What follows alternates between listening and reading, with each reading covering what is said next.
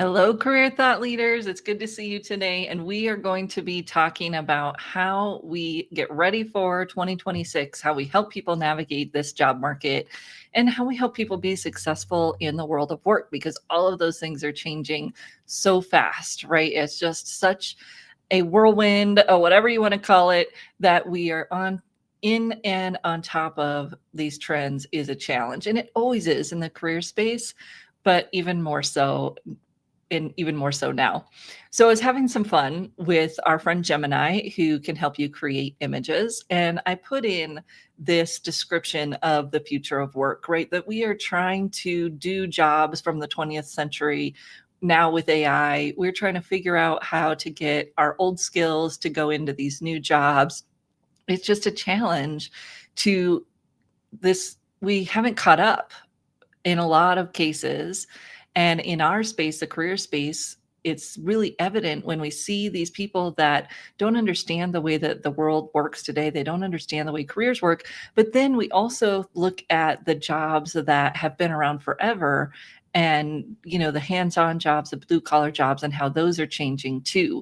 We're going to talk about all of that today. But I was having some fun with our friend Gemini, and how do we look at this world of work? And so I gave it that description. And this is the image that it came up with. I'll just share this with you because it's kind of fun if you haven't seen it on LinkedIn. But this idea of Frankenstein, right? Because it's Halloween time.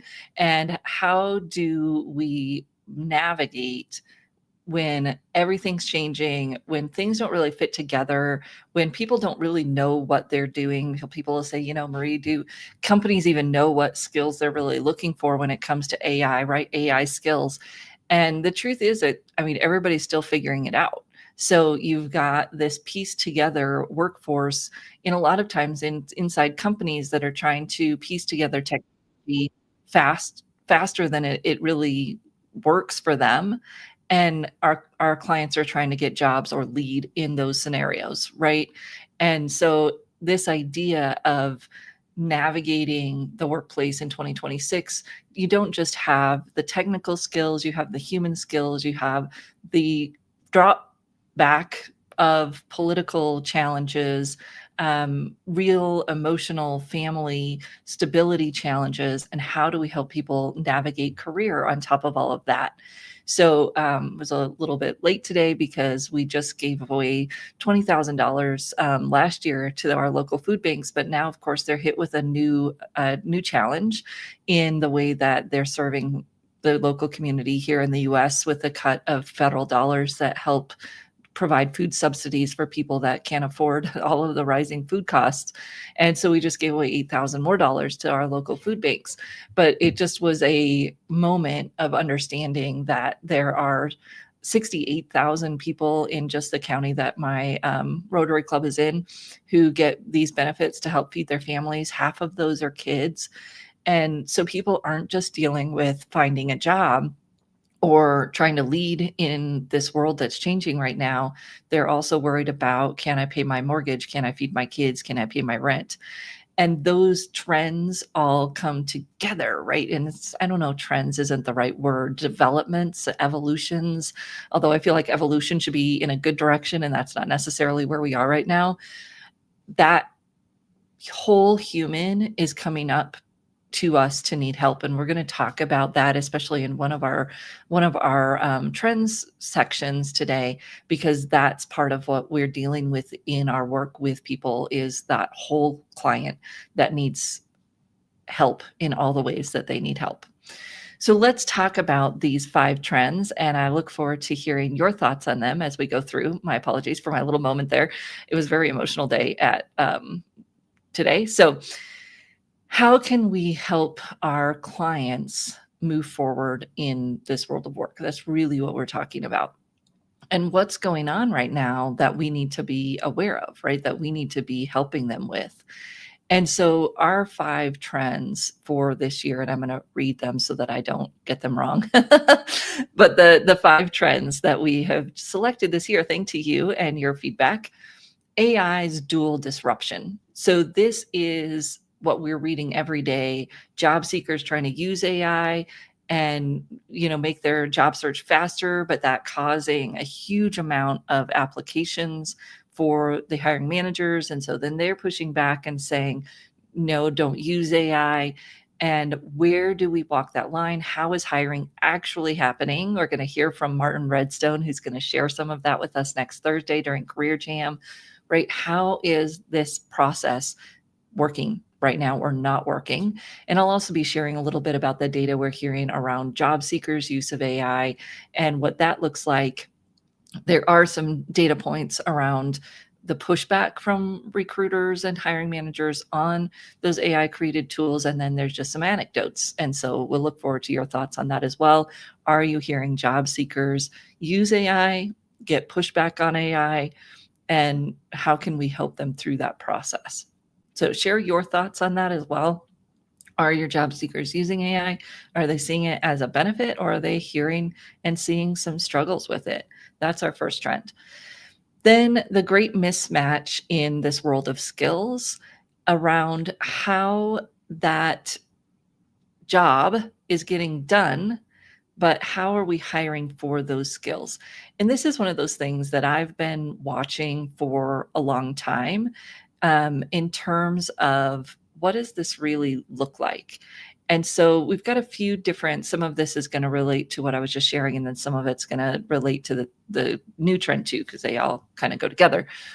But I found some of these visuals helpful, and so I'm going to share them with you. So I've been doing research on this for a long time in terms of some of these mismatches. So this is the one I was just talking about in terms of hiring.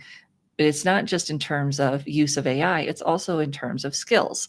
That 70% of employers are finding it difficult to recruit for critical skills. They have not enough applicants. They just have that challenge of not the right skills for the jobs that they're hiring for. So you see tons of applications, 65% plus more applications, but fewer qualified candidates. And that's the challenge of a recruiter right now. And it's a challenge for our candidates. How do we help people get into the skills they need so that they can be marketable for these jobs? Then I found this interesting, the debate on degrees. So looking over here on the one on the left, this is from a 2022 study, because we hear a lot about how you don't need a degree anymore. But the real truth of it is that degree requirements tend to fluctuate with the economy. And this really makes common sense, right? When it's a tight market, we're going to ask for degrees because it helps narrow down the pool. When we're in a not so tight market, when we need applicants, we're going to waive that requirement or rewrite things. And so there are certain areas where, I wish I could zoom this in some more. Let me try. There are some areas where degrees are not being required as much, that are more like a real change. And then there are places where degrees aren't being required, that it's just economics. So the structural reset is jobs that are changing and they're not requiring degrees as much anymore. And then the cyclical reset, those are things that may not be requiring degrees when they need workers, but then they're going to require degrees again when they don't need as many workers. And skills-based hiring does not mean they aren't requiring a degree. It simply means that they're putting more emphasis on the skills than on the degree. But they still might be requiring a degree. And by the way, where do you get some of those skills? You get some of those skills through a degree. So this dichotomy of, are we doing skills-based hiring or are we doing degrees? It's really not an either or, it's an and. That they want both. They want the degrees and they want the skills, especially when they can afford to be picky in those places that have a lot of applicants. Again, that's not all jobs. It's not all industries. Right now, it's have and have nots. Some jobs have tons of applicants that are qualified. Some have tons of applicants that aren't qualified, and some just don't have enough applicants. And that's where we get that the dichotomy or the discrepancy that people are seeing in the job market. And when it comes right down to it, as we've been talking about for a while, people want the triple threat. They want experience, a degree, and a certification that's specific to the skills that we want you to have for the job. So I wanted to look at what are some of the ways that the jobs themselves are changing, and how can we help people understand what are some of the new jobs. And this is a fun thing to watch with people. It's a great way to help them research what's happening in the market. You can use AI tools like Deep Research and Perplexity to do this. This brainstorming of what's possible, especially with the skills that I have, can be illuminating, right? So, some new in demand blue collar roles: skilled trade, transportation, healthcare, manufacturing, construction. And then these new collar roles, which is where it's digital transformation. They may still be hands on. It's kind of the new definition of blue collar, and combined with technology skills. Some require degrees, some may not. Security analyst, cloud support, data center technician, AI, machine learning, and digital marketing. And so those are just some of the degree, or not degree programs, some of the jobs that we see that are growing. And I'd love to hear other ones that you all hear of, jobs that you see are growing, jobs that people are getting, and ways that you're connected to those individuals that are exploring these new careers. And always something that's changing as things change, right? And I think this is one of the challenges in the marketplace, because it's not just technology that's driving these changes. A large part of what drives these changes, especially sort of short term, are political things. So you may say that healthcare is growing, and yes, healthcare is growing. And when you look long term, healthcare growth industry is great.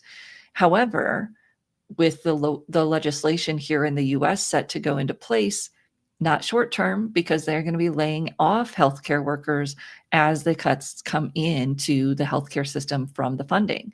So we have to be able to be looking long term, as well as figuring out what the path looks like short term, and doing that research. And I love Anne. Yes. So Anne will be one of our speakers during Career Jam. The worldwide, it's harder to fill things in certain countries, harder to fill things in certain industries. So thank you for sharing that as well. Thanks for sharing, Anthony. Agriculture is doing well in your area, and helping people find things locally is critical, especially now that the return to office movement is in swing. Not as many remote opportunities, more competition for those remote opportunities. It really gives us a chance to help people think locally, research locally, tap into their local community, and understand what's going on in the job market there, because that's likely where they will find their next opportunity. Seeing demand and compliance, AI implementation. Love that, Liz. Thanks for sharing. And yeah, so that piece of the job market and the what's going on, it's so hot and cold, up and down. It's a challenge to stay on top of. But remember, you are not trying to stay on top of all of it.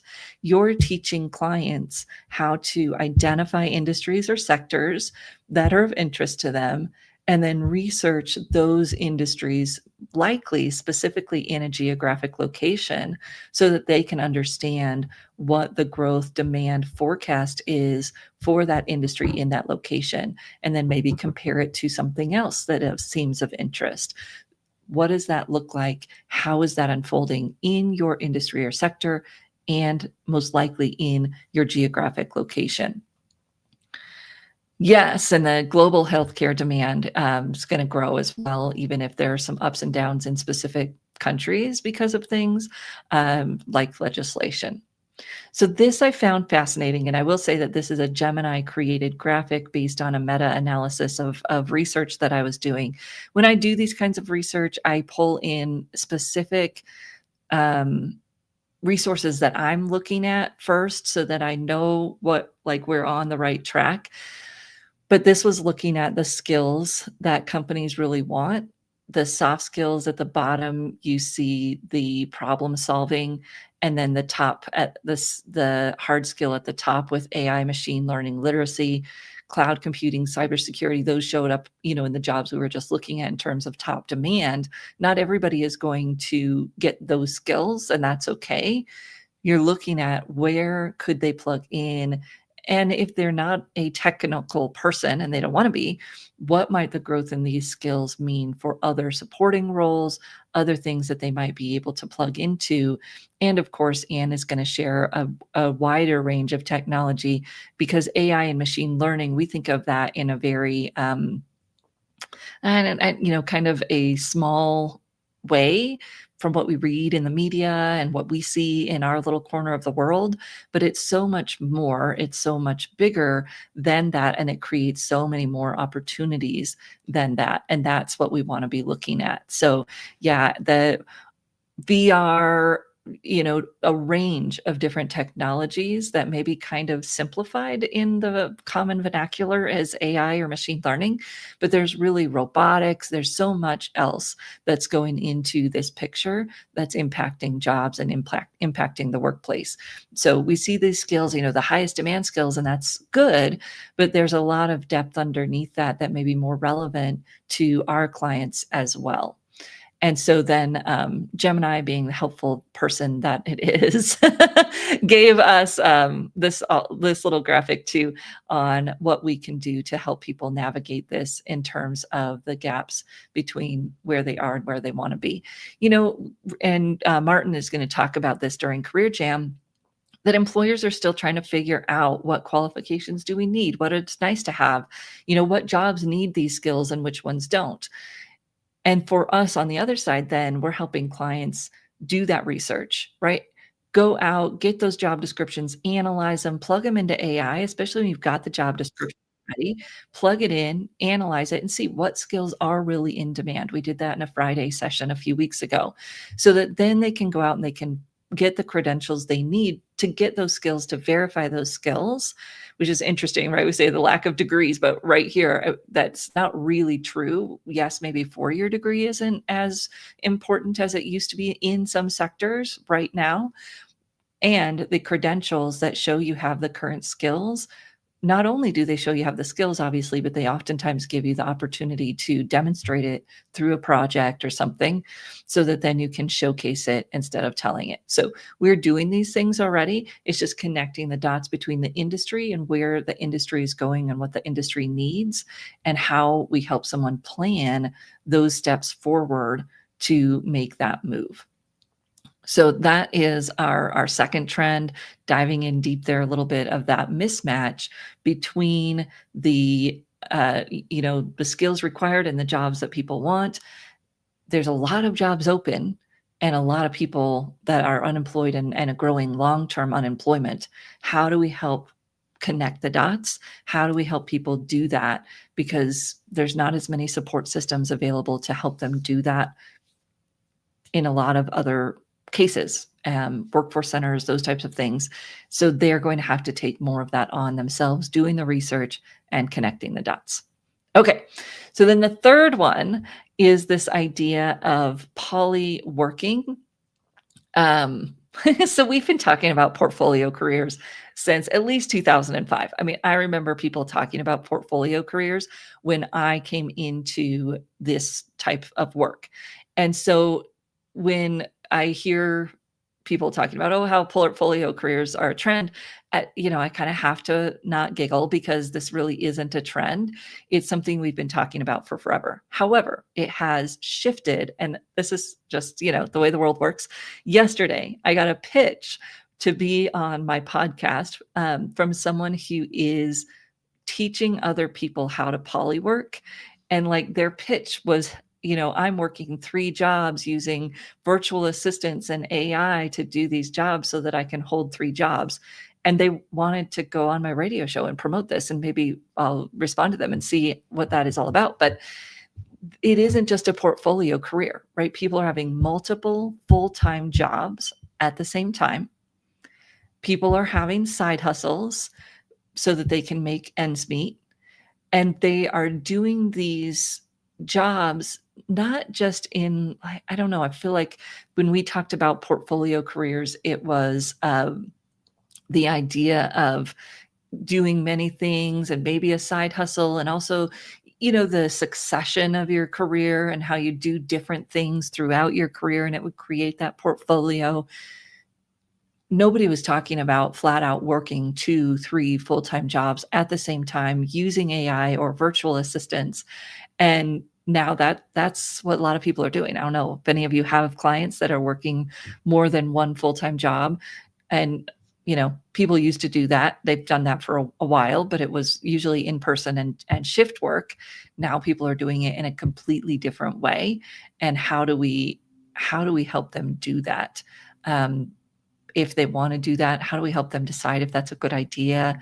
How do we help people navigate the change that's happened in independent work? Because there used to be more opportunity through things like Fiverr, and a lot of those have seen shifts in the availability, in the purchasing of work because of AI, right? AI has driven down some of the um, wages in those areas. AI has taken maybe some of that work.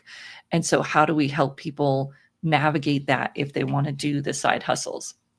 The other thing we're seeing is, of course, the constant revolving door in why people side hustle, going from, I want the skills, whatever, to I have to, I need the money. And there's some organizations that do some of this research. And so I'll share a few of their visuals as well here really quickly so that you can see what they're seeing in their research. All right, here we go.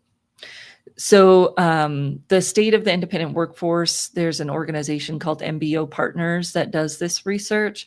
Every year we've been sharing their stuff since 2018, and just continues to grow, right? Continues to grow and grow and grow.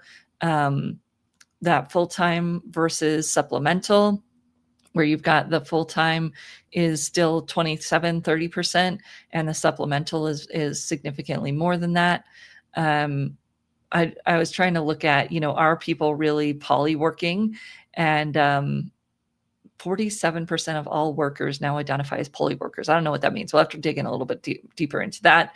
So when we dig in deeper to that, we see that 47% of those are balancing a full-time job with other income streams. So they're not looking at multiple full-time jobs in this way that I'm hearing polywork used, but that we're seeing people work multiple jobs more and more. And how do we help people, navigate that? And just we're seeing a bigger number of people that are doing it by necessity. And then, of course, you've still got people that are doing it by choice, depending on the source that you look at, which isn't too surprising, right? A monster is going to attract more people who are either used to be job seekers and now they're doing this because they have to, whereas MBO is looking at the people who are maybe more established in freelancing and doing that. They've been doing freelancing for a while. And so we see that break there in terms of different populations citing different reasons that they are doing this type of work. So it could be kind of confusing because, of course, those two numbers don't add up to 100%, but it's just two different audiences, one that's doing it because they have to and one that's doing it because they want to. And that understanding what your client is doing and why your client is exploring this type of work is critical to your coaching success, right? To doing it in a way that's going to be helpful for them. So when you think about helping people with a portfolio career, why are they doing it? How is that shifting? And how can you help them do it in a way that works for them? And those are things that maybe we haven't been coaching people on before. A lot of us, maybe more focused on the traditional job search. And this is a new conversation for us to be having with them. How are you helping them navigate this change and how you find that work has changed?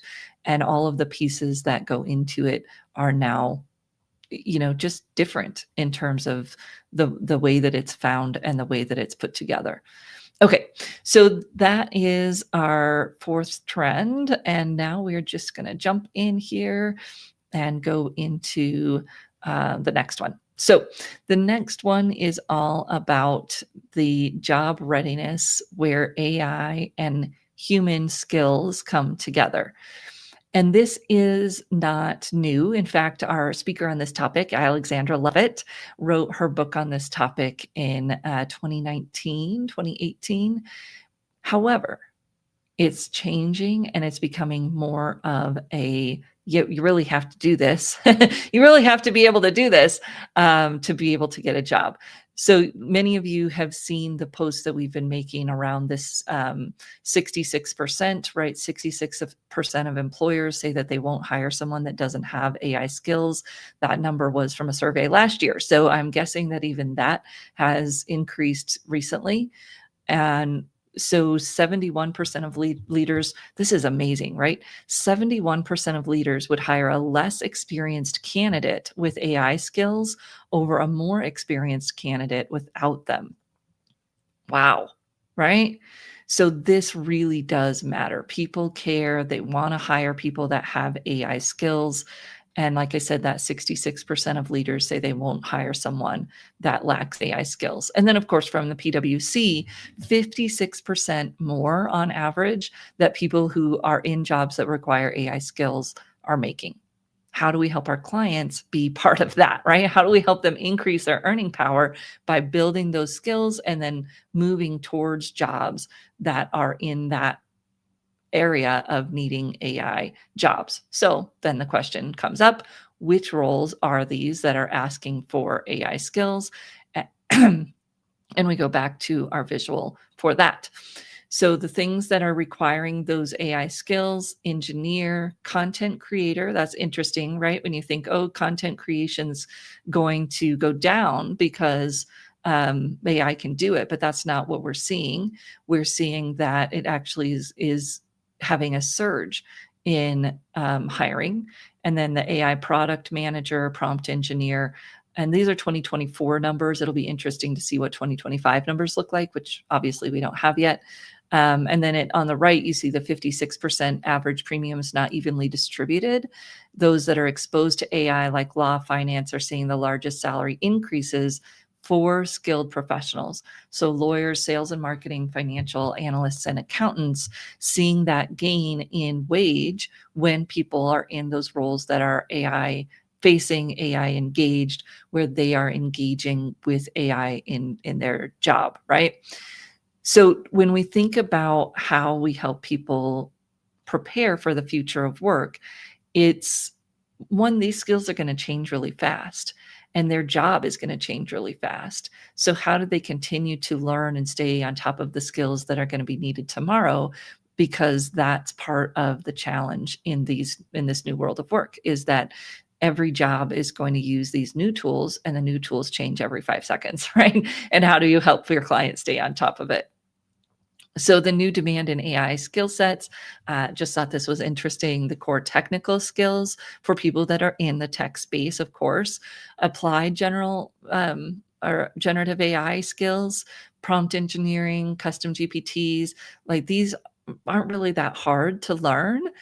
In having your client start to do that, take a course, create one to solve a problem, and be able to talk about it in an interview using workflow automation. Again, I know there are job seekers out there using these workflow automation tools to help with their job search. It probably is safer than using one of the systems that applies for you today, because the tools are figuring out how to identify those application bots. But if you're creating a workflow where it's helping you or sort of automating it, you're going to still show up as a human applicant. And human-centric skills, of course, being able, not just the problem solving and those types of things, but AI ethics and governance that we're going to need to be able to interact with these tools and to help companies take those tools and use them in a way that actually adds business value. That's what we're looking at. So I love this idea of, helping people understand how the skill sets are going to fit into their world. Because it's not that they have to go get a different job. They don't have to go work in AI. It's that AI is coming to a job near you, right? And you are figuring out how to use it in your job so that you can be successful. Okay. Last one here, and this is how AI is being used in hiring, which again, Martin Redstone's going to come and talk about a little bit during Career Jam. And I just thought this was a great visual that AI screening, more companies using AI to do screening, behavioral interviews, and even some interview, right? This is happening via technology. It's not necessarily a human doing this. Lot of more assessments, practical skills assessments, not just on the technical side, but in other ways, or personality assessments being brought in, competencies whenever they can, of course, since we're talking about skills-based hiring. And then how do we make that connection? So many more people talking about how they're getting hired or going through the hiring process quite a bit further without talking to anyone. And that's going to be the new norm in a lot of cases, not because they are removing the humans from the process, but because they're trying to get more specific, objective information earlier in the process, not necessarily just depending on your resume, which many of them see as not objective, right? So the last piece that we are looking at and that we weave through all of our conversations is how global our workforce is. So when you look at how things are made, hardly anything is made in any one country. Parts and pieces and materials are shipped from all over the globe to do all kinds of things. And people are working in companies that have employees all over the globe. And how do we help our clients build the skills that they need to connect globally? It's not just about, are they working from home? Are they hybrid? Are they in an office? It's that they're working with global teams who are traveling globally to connect the dots of business. And that more and more that will be true as demographics shift, as the world population shifts. We are going to be helping people work in this global mobile workforce that requires they have those skills, the communication, the cultural competence, all of that. And that's why when I said at the very beginning, we're looking at this as holistic. We can't just focus on the person, important, mental health, important. And if we focus too much there and not on how do they connect to industry, they won't have a job. And mental health really suffers when we don't have a job, right?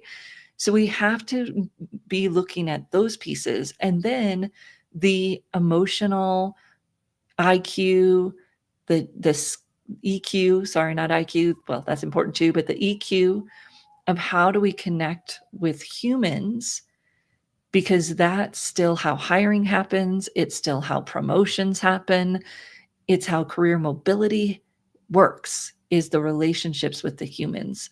So we've got to look at their internal self, their mental health. Maybe we partner with someone to do that if we're in the career space. That might not be our competency, and that's okay. We don't have to do it all by ourselves.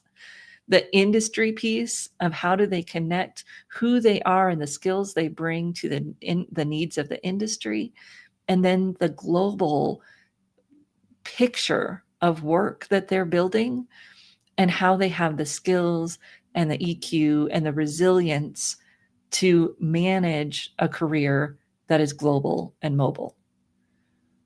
That whole picture is so critical when we think about these trends, because it isn't just about how hiring is happening or where the hiring is happening.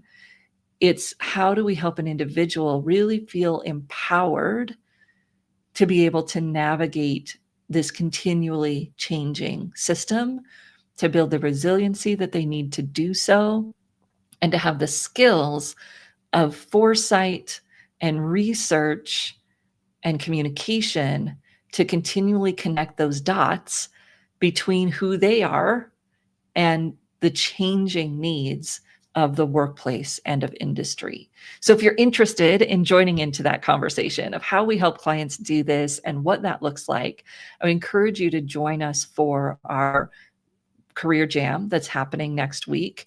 We love this event. We do it every year. The speakers that we have coming this year are amazing. I'm so excited to learn from these folks.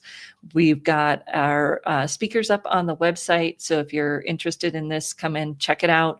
The calendar will adjust to your time zone, so you can come in and figure out what times are the sessions. You get lifetime access to the recording, so you don't need to worry about that. My screen jumped, sorry. And then our speakers for this year, Alexandra Levitt, like I said, she is a futurist. She's been speaking about careers, and since one of my first conferences, I heard her speak in 2012. So she is bringing her wealth of knowledge to share with us in kind of a little fireside chat. Then we've got Petra Zink, who is coming to chat with us about this independent workforce and how people are managing a more independent career. It's one of her areas of specialty. And Nakaska coming to talk about the fourth industrial revolution and those new technologies and what they mean for career opportunities in the future. Yes, we know jobs are going to be eliminated, but we also need to look at what opportunities are being created by those technologies. Candy Ho, I'm very excited to hear from her, our director from CIRIC up in Canada. Well, I'm in the US, so it's up to me. You may have a different geographical reference. And she's going to be talking about career development in 2040 based on some of the research that her organization is doing. Luke Godig, who is focuses on Gen Z and what Gen Z is doing now and in the future of careers, and a little bit about Gen Alpha as well. And then I've mentioned him a couple of times, Martin Redstone, who will be sharing his insights, not just on how recruiters are using AI, but also how companies are starting to vet AI skills in candidates, because he's created some tools that help companies vet AI skills in candidates. So the early bird registration ends today. So if you're watching the replay, sorry, reach out to me. Maybe we can do something. If you're really interested in joining us, we'd love to have you register and join us next week for the sessions you can, and you'll get lifetime access to those recordings. I will look forward to seeing you all next Tuesday. I'll be all hyped up on trends because we'll be in sort of the middle of our trend event. And then we'll also have Friday in Career Services next Friday with a little update on Notebook LM. If you saw my post on LinkedIn yesterday, I shared the new video that Notebook LM will make for you based on the sources that you put in there. It's pretty cool and has a lot of uses for you, maybe even for your candidates as they're preparing for interviews and those types of things. So thank you so much for joining, and we will see you on Trend Tuesday Live next week.